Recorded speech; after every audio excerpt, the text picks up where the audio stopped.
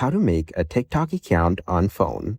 To get started, first of all, you need to open the TikTok application on your phone. Once you're in the app, tap on your profile on the bottom right corner.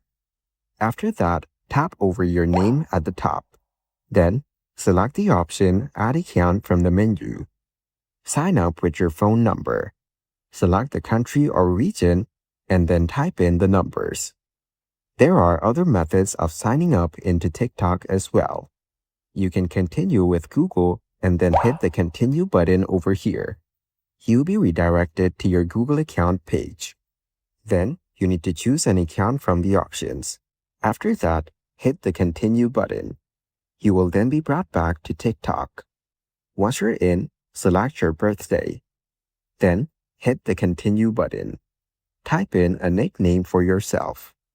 After that, hit the Continue button again, and once you're finished, you will notice a new account has been created and you can start right away.